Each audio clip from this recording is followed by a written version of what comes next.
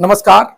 आज मैं जिस मुद्दे पर आपके सामने आया हूं, करीब 10 दिन के बाद शायद मेरा ये वीडियो है, लेकिन जो खबर आई वो बहुत दुख भरी है, पीड़ादायी है। क्योंकि जो छात्र यूपीएससी की तैयारी करते हैं, उनका माइंड सेटअप, उनकी जो जिज्ञासा, उनकी जो तमन्ना होती है, अगर वो व्यवस्था की भेंट चढ़ जाएं, उसकी जिंदगी भेंट चढ़ जाए, इससे ज्यादा पीड़ादायी और दुखदायी क्षण हो ही नहीं सकता है। अभी जो राजेंद्र नगर में घटना हुई, जहां पर एक बेसमेंट में एक कोचिंग संस्थान है, उसकी लाइब्रेरी में जिस तरह से डेथ हुई है बच्चों की, सोचिए कितनी पीड़ादायी बात है। मतलब कोई पूछेगा कि आपके बच्चे की डेथ कैसे हुई, कि मैं पढ़ते हुए मेरे बच्चे की डेथ हो गई। इससे ज्यादा दुखदपूर्ण व्यंग नहीं हो सकता। ये तो से एक मजाक है। सरकार जहां पर लंपटों के लिए व्यवस्था कर रही है, लांगरों के लिए, कभी कावड़ियों के लिए बात कर रही है, और जहां पर देश के आईएएस पीसीएस की तैयारी करते हैं, लवासना जाने वाले तैयारी करते हैं, ये बहुत बड़ी ये कहिए कि व्यवस्था की फेलियर है। और सबसे बड़ी बात है कि वहां जो सिस्टम काम कर रहा है, जिस सिस्टम में काम कर रहे हैं, मैं लगातार इस बात में मुद्दा उठाता हूं, तो लोग, चूंकि मैं पॉलिटिकल व्यू भी दे देता हूं, तो बच्चों को लगता है कि मैं पॉलिटिसाइज करता हूं। लेकिन मैं सच्चाई बताऊं आपको है कि जब मैं व्यवस्था पर हमला करता हूं, चाहे वो मोदी हो, योगी हो, मायावती हो, अखिलेश हो, तो आप लोगों की फीलिंग्स हो सकती हैं। लेकिन मैं रियलिटी में आपको एक एज ए देश के नागरिक होने के नाते, एक जिम्मेदार नागरिक होने के नाते, संवैधानिक तत्वों और मूल्यों को समझ रखने के नाते आपको बताता हूं। और देखिए, ये घटना हुई, पिछली बार भी मैंने इसका वीडियो बनाया था कि ये जो राजनीतिक गिद्ध है, अब इसमें जो वहां दिखाएंगे राजनीतिक गिद्ध दिखाई दे रहे होंगे।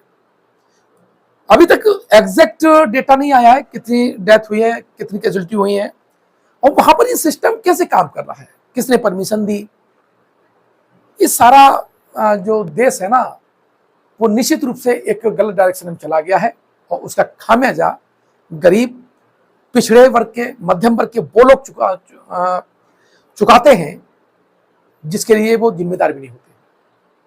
और आपने देखा होगा राजेंद्र नगर वाली में यहाँ पर दो बेटियों का जब मैंने फोटो देखा तो मैं नहीं रोक पाया, क्योंकि मैंने 7-8 साल से लगातार ऐसे मुद्दों को उठा करके बड़ा बच्चों का कोप भाजन हुआ है कि आप सब उनकी बुराई करते हैं, इसकी बुराई करते हैं। तो एक ने तो अभी लेटेस्ट राजनीतिक कोठा कह दिया हमारी कोचिंग को, तो मैं ज्यादा आहत था। लेकिन मैंने कहा कि इस बार जो वीडियो मैंने यहाँ पर वीडियो देखे, न्यूज देखे, तो फिर मैंने कहा नहीं, मैं इस पर वीडियो जरूर बनाऊंगा, ये आपकी जिम्मेदारी भी है। आप एक सिविल सर्वेंट हैं और तैयारी कर रहे हैं, आपके अंदर एटीट्यूड होना चाहिए अपनी बात को कहने का। सरकार तो आएंगी जाएंगी, कोई दिक्कत नहीं है, लेकिन व्यवस्था बनी रहनी चाहिए। ये व्यवस्था में क्या है, ये राजनीतिक गिद्ध लोग डिस्कस कर रहे हैं, ये बेवकूफ टाइप के जो लोग हैं जिनको आप लोग चुन देते हैं, और आप भी इन्हीं के नीचे काम करोगे, निश्चित रूप से इन्हीं के नीचे काम करोगे। तो आपकी जो नैतिकता है ना, तो जैसे कोचिंग संस्थान वाले, बड़ी बड़ी कोचिंग वाले आजकल जो देख रहे होंगे, मीठी मीठी बातें, नैतिकता की, एथिक्स की बातें करते हैं, महादुष्ट और पूंजीपति गिद्ध हैं ये लोग। ये आपसे पैसा कमा करके अपना घर बनाते हैं, मीठी मीठी बातें करते हैं, स्लो भोजन देके आते हैं, आपकी मेहनत को ही कैश करते हैं। मुझसे मुंह मत खुलवाइएगा, कैसे लड़के खरीदे जाते हैं, जो टॉपर्स होते हैं ना, उसमें से है आधे से ज्यादा कितने बिकते हैं, उसका खामियाजा ये सिस्टम तैयार हुआ है। आप भी जिम्मेदार है, हम लोग भी जिम्मेदार है, सारे लोग जिम्मेदार हैं, और उस जो लापरवाही का मलकुंड में नए आने वाली पीढ़ी दफन हो रही है। सोचिए डेटा कितना है वहां पर, 3 नहीं होंगी, मुझे अपना पूरा विश्वास है कि वहां पर डेटा ज्यादा आएगा। क्या वो डेटा बताया गया? नहीं ना। बेसमेंट में जो बना रहे हैं, परमिशन तो कोई अधिकारी देगा ना, वही तो यूपीएससी से होकर निकला होगा, या कंट्रोलिंग उसके हाथ में होगी। क्या दिल्ली में बैठी पूरी ब्यूरोक्रेसी नहीं जानती है क्या? नेताओं को दोष देंगे, नेता, पूंजीपति और ये जो करप्ट लोग हैं, इनकी वजह से ऐसी कैजुअलिटी होती है। निश्चित रूप से ये पीड़ादायी क्षण है। पूरी त्वरित सरकार मतलब तुरंत कार्रवाई करे, कठोर से कठोर कार्रवाई करे, कितनी बड़ी कोचिंग क्यों ना हो, कितना मिठा बदमाश क्यों ना हो, ध्यान रखिएगा उसे सजा मिलनी ही चाहिए। क्योंकि आप मानक रखिए, हम ही क्यों ना हो, अगर हम भी उसमें दायरे में आते हैं तो हमें भी बिल्कुल आप उसी कैटेगरी में रख करके दंडित कीजिएगा। लेकिन अब व्यवस्था बननी चाहिए। दिल्ली हो, मुखर्जी नगर हो, इलाहाबाद हो, आगरा हो, बरेली हो, लखनऊ हो, पटना हो, जयपुर हो, कहीं भी हो, ये बच्चे आने वाली पीढ़ी किस तरह भेंट चढ़ती रहेगी, कब इसका रोकता, कब ये व्यवस्था रोकी जाएगी, कब इस पे अंत होगा, हम सबको इस पर सोचना होगा। और दिल्ली की जो घटना हुई है, ये जो शिक्षा माफिया जिस तरह से फेसबुक पर और सोशल मीडिया पे जो बकैती कर करके जो हाईलाइट करके बच्चों का शोषण करते हैं, इनकी इनकम टैक्स, इनकी सारी लाइबिलिटीज, इनकी सारे द्वारा जो उनके संस्थान में कितनी फायर एग्जिट है, फ्लड एग्जिट है, क्या है, सारा सिस्टम कितना है, इन सब की जांच होकर के कठोर कार्रवाई होनी चाहिए। इन्होंने शिक्षा को जो धंधा बना दिया है, मैं स्पष्ट रूप से कह देना चाहता हूं, मैं भले पढ़ाता हूं लेकिन मैंने शिक्षा को कभी धंधा नहीं बनाया है। वो अभी भी थोड़ी बहुत फीस इसलिए लेता हूं कि कोरोना के बाद सर्वाइव करने की दिक्कत आ गई, तब मैंने लिए, वरना मैं हमेशा फ्री ही लगभग पढ़ाता रहा हूं और नौकरी छोड़ के पढ़ाता हूं। तो जो शिक्षा को जिस तरह से पूंजीपतियों के हाथ में सौंप दिया गया है, जिस तरह से राजनेता और पूंजीपतियों के गठजोड़ ने एक गलत व्यवस्था को जन्म दिया है, इसका अब अंत होना ही चाहिए। उन परिवार वालों से मैं ज्यादा नहीं कह सकता हूं कि ये पीड़ा के क्षण है। निश्चित रूप से उन पर जो बीत रही होगी वही जानते होंगे, जिस पर गुजरती है वही जानता है। हम तो केवल एक शब्द बोल सकते हैं, सपोर्ट में खड़े हो सकते हैं, लेकिन वास्तविक पीड़ा तो उन्हीं की है और गहरी पीड़ा है। क्योंकि आईएएस के लिए, यूपीएससी के लिए जब माँ बाप अपना बच्चा भेजता है तो बहुत बड़ी तमन्ना होती है, उस बच्चे में भी तमन्ना होती है, माँ बाप के भी सपने होते हैं, वो ध्वस्त हो गए हैं, परेशान होंगे।